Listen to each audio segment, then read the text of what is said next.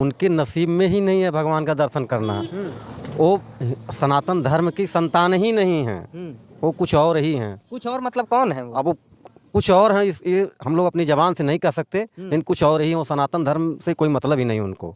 भगवान राम को भी लोग काल्पनिक बता रहे हैं। तो अपने पिता को भी काल्पनिक को कह सकते हैं। वो तो भी नहीं जानते कि मैं किसकी संतान हूँ। वो अपने पिता को भी काल्पनिक कह सकते। ये तो जो निर्गुण और निराकार ब्रह्म को मानने वाले हैं, ये उन्हीं के उपदेश हो सकते हैं। बाकी सनातन संस्कृति और सगुणोपासक ऐसा कभी मंतव्य उनका हो ही नहीं सकता है।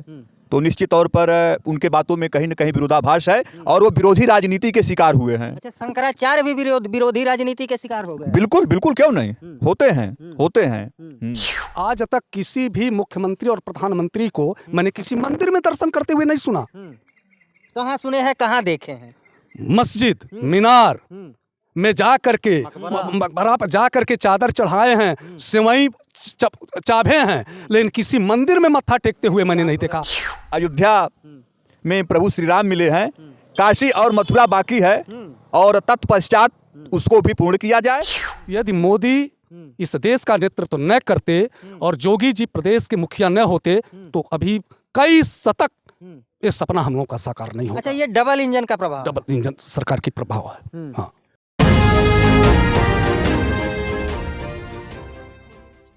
भगवान श्री रामचंद्र जी के प्राण प्रतिष्ठा को लेकर के जिन 121 ब्राह्मणों का चयन हुआ था, उसमें से एक ब्राह्मण सुमित्रानंदन चतुर्वेदी जी के घर पे हम लोग मौजूद हैं।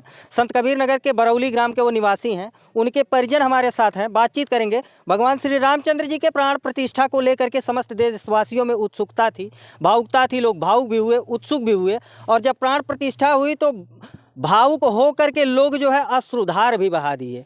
सुमित्रानंदन चतुर्वेदी जी के पिताजी हैं, इनसे बातचीत करेंगे। बहुत बहुत स्वागत है आपका। आपका भी। कैसा लगा वो माहौल जब भगवान श्री रामचंद्र जी का प्राण प्रतिष्ठा हो रहा था? जब प्रथम दर्शन आप भगवान श्री रामचंद्र जी का किए कैमरे के माध्यम से, कैसा लग रहा था? हम भाव विभोर थे। हम उस आनंद की अनुभूति जो हमको हो रही थी, हम उसका वर्णन नहीं कर सकते। ये हमने सोचा नहीं था कि जिस कार सेवा के लिए हम लोग 6 दिन पैदल चल करके 30 अक्टूबर 1990 को अयोध्या पहुंचे थे, झंझावात को झेलते हुए, जो दृश्य हम लोगों ने देखा था, खून खराबा, ये उम्मीद नहीं करते थे कि मेरे जिंदगी में ये सुनहरा अवसर आएगा। विशेष कार्यक्रम में आपके सुपुत्र सुमित्रानंदन चतुर्वेदी जी का चयन होता है, उस समय क्या अनुभूति थी? ये हमारे पूर्वजों का आशीर्वाद था, और जब मैं सुना तो गदगद हो गया कि जिसके लिए इतना संघर्ष हमने किया, मैं मौके पर यदि नहीं पहुंचा तो कम से कम सुमित्रानंदन जी वहाँ पहुंच करके जो निमंत्रण मिला, वहाँ पहुँचे, साक्षात्कार जो भगवान राम का सीधा मेरे पुत्र को होगा, अब इसका कोई मैं वर्णन नहीं कर सकता। अच्छा, शिक्षा दीक्षा किस प्रकार से सुमित्रानंदन जी की हुई? पढ़ने में बहुत होनहार रहे। कक्षा 1 से 5 तक गाँव में पढ़े, फिर यहाँ से उनका कोड़रा में एडमिशन हुआ। प्रथमा, पूर्व मध्यमा, उत्तर मध्यमा करने के बाद ये बनारस चले गए संपूर्णानंद में, जहाँ ये टॉप किए, 5 गोल्ड मेडलिस्ट हैं, और वर्तमान में ये शोध कर रहे हैं व्याकरण से।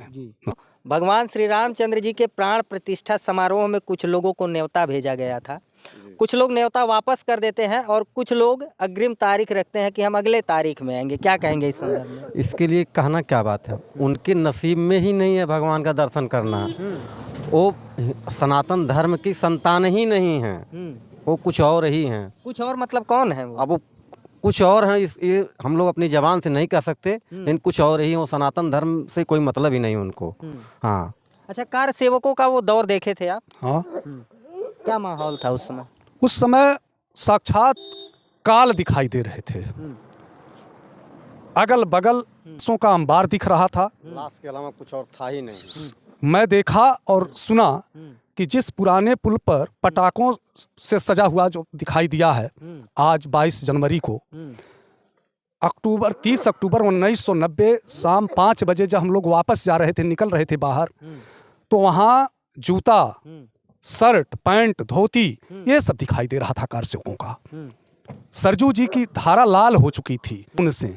उस दृश्य में परिकल्पना हम उसकी नहीं कर सकते, कल्पना नहीं कर सकते, रूह कांप रहा था।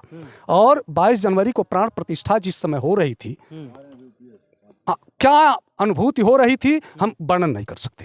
हाँ, हम वर्णन करने की हैसियत हमारी नहीं है। हाँ। जैसे पहले की अयोध्या को देख लीजिए और जो वर्तमान की अयोध्या है, अंतर कुछ दिखाई दे रहा है? बहुत अंतर है। क्या अंतर है? अब भगवान जब राजा हो गए, राम राज्य बैठे त्रैलोका, हर्षित भय गए सब शोका, इसके बाद बचा क्या? इसके बाद कुछ नहीं, कुछ नहीं बचा।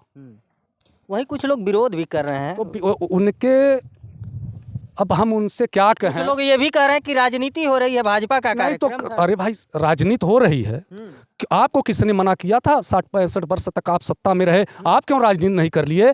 कहने में संकोच नहीं है। यदि मोदी इस देश का नेतृत्व न करते और जोगी जी प्रदेश के मुखिया न होते तो अभी कई शतक ये सपना हम लोगों का साकार नहीं होता। अच्छा, ये डबल इंजन का प्रभाव? डबल इंजन सरकार की प्रभाव है। हाँ। अच्छा, अगर केंद्र में भाजपा की सरकार होती और प्रदेश में सपा की सरकार होती तब क्या तो भी हमारे सामने अड़चन आती, नहीं बन पाता। नहीं बन पाता।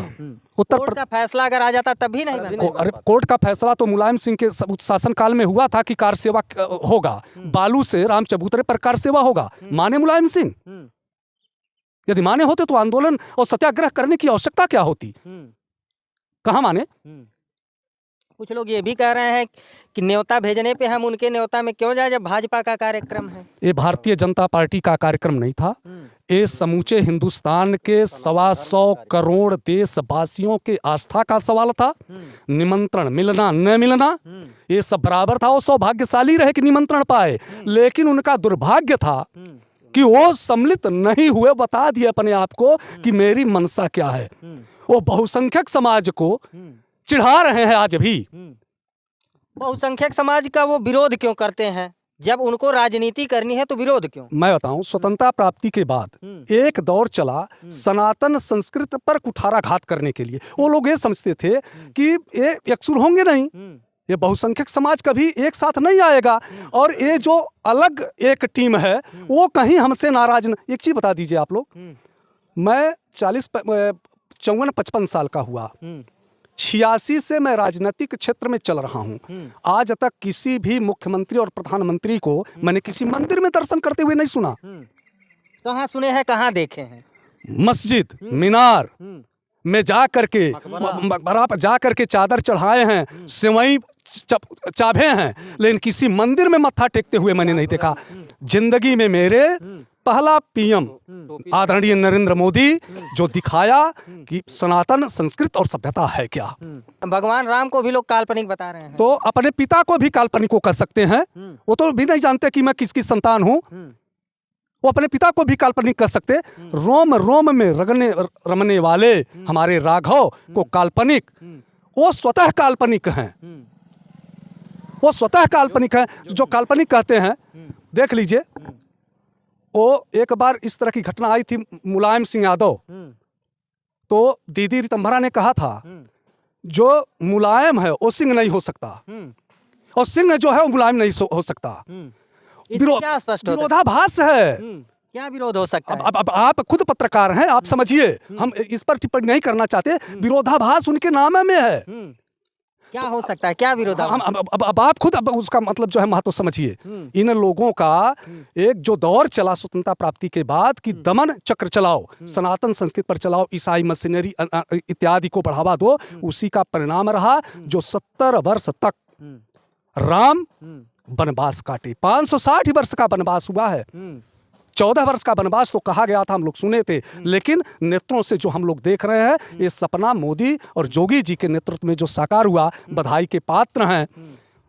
और हम ये अपील करते हैं लोगों से कि 2024 जो आ रहा है, 24 में चयन किसका होगा? मोदी का। हाँ।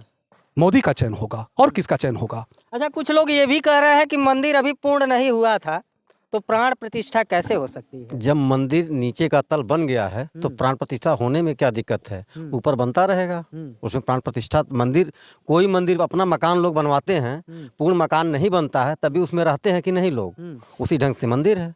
हमारा जब प्रथम तल बन गया, उदाहरण के लिए ये भी कहते हैं कि जब मकान पूर्ण हो जाता है तब उसमें गृह प्रवेश होता है। तो गृह प्रवेश लोग रहते हैं ना, उसके बाद जब पूरी तरह से कुछ उसमें नियम है। आदमी क्या कुछ नियम हो सकता है? कुछ अनुष्ठान करके घर में लोग रहते हैं, उसी ढंग से अनुष्ठान करके भगवान की प्रतिमा वहाँ लगाई गई है। जब पूर्ण मंदिर बन जाएगा फिर एक बार प्राण प्रतिष्ठा होगी। अच्छा, मंदिर पूर्ण हो जाता तब प्राण प्रतिष्ठा होती, इतनी जल्दीबाजी क्यों? इसमें जल्दीबाजी नहीं है, यही नियम है। जब प्रथम तल बन गया तो उसमें प्राण प्रतिष्ठा होनी चाहिए। ऊपर बनेगा और भी ऊपर बनेगा तब फिर एक बार और होगा उस अनुसार उसमें। आप किस नजरिए से देखते हैं? धन्यवाद सर। और ये करोड़ों करोड़ हिंदू भावनाओं के आस्था के प्रतीक प्रभु श्री राम है, मर्यादा पुरुषोत्तम श्री राम जी हैं। तो जो लोग ये प्रश्न चिन्ह उठा रहे हैं कि बगैर पूरा मंदिर का निर्माण हुए उनकी प्राण प्रतिष्ठा हो गई, तो ये मेरे हिसाब से गलत है। एक तल बना, हमारे प्रभु श्री राम टाट से निकल करके ठाठ में पहुंच गए। धीरे धीरे मंदिर अपना उत्तरोत्तर प्रगति पर है, वो भी बनकर तैयार हो जाएगा।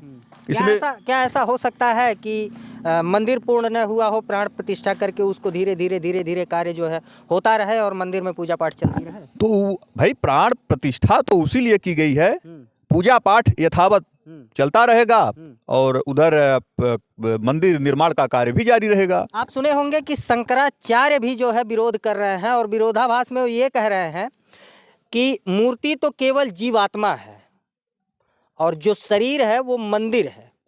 अगर शरीर पूर्ण नहीं हुआ है तो जीवात्मा उसमें कैसे प्रवेश कर सकती है? ये तो जो निर्गुण और निराकार ब्रह्म को मानने वाले हैं, ये उन्हीं के उपदेश हो सकते हैं। बाकी सनातन संस्कृति और सगुणोपासक ऐसा कभी मंतव्य उनका हो ही नहीं सकता है। तो निश्चित तौर पर उनके बातों में कहीं न कहीं विरोधाभास है और वो विरोधी राजनीति के शिकार हुए हैं। अच्छा, शंकराचार्य भी विरोधी राजनीति के शिकार हो गए? बिल्कुल बिल्कुल, क्यों नहीं, होते हैं। 2024 के चुनाव को अगर देखा जाए तो आप लोगों की जो है आने वाली सरकार से क्या मांग होगी आप लोगों की? 2024 में चयन किसका करेंगे? 2000 ये तो निर्विघ्न और निर्बाध गति से पुनः मोदी जी शीर्ष कुर्सी पर विराजमान होंगे, इसमें कोई संशय नहीं है। और विराजमान होने के तदुपरांत मैं सनातन प्रेमी ये मांग करता हूं कि अभी तो अयोध्या में प्रभु श्री राम मिले हैं, काशी और मथुरा बाकी है और तत्पश्चात उसको भी पूर्ण किया जाए और समस्त करोड़ों हिंदू आस्थाओं को उनकी भावनाओं का कद्र किया जाए। युवाओं के चुनावी मुद्दे क्या हो सकते हैं 2024 को लेकर के? युवाओं के चुनाव मुद्दे यही है कि मोदी जी को यही बनाया जाए, 400 पार किया जाए। मांग क्या हो सकती है आप लोगों की? मांग कुछ नहीं, मांग सब कंप्लीट कर दी है और जो भी मांग होगी मोदी जी सब कंप्लीट करेंगे। बेरोजगारी का एक बड़ा मुद्दा खड़ा कोई मुद्दा नहीं है, सब रोजगार मोदी जी ही देंगे। और मोदी जी क्या देंगे, मोदी जी दे ही रहे हैं, सब रोजगार सब कंप्लीट है। हाँ, लोग ये कहते हैं कि पकौड़ा बेचने वालों का या फिर पकौड़ा बेचना रोजगार में शामिल किया जाए। ऐसा कोई बात नहीं, लोगों का बहुत कुछ कहना है, लोग कहते रहे। मोदी जी अपना काम कर रहे हैं अपने तरीके से और लोग भी अपना काम अपने तरीके से कर रहे हैं। चलिए, तो मित्रों आप लोग देख रहे थे सुमित्रा नंदन चतुर्वेदी जी के ये परिजन हैं, इनसे बातचीत किए, तमाम बातें हुई इन लोगों से। इस मामले से संबंधित आपकी क्या राय है, कमेंट करके जरूर बताइए। मिलते हैं फिर किसी नेक्स्ट वीडियो में नई खबर के साथ, तब तक के लिए नमस्कार।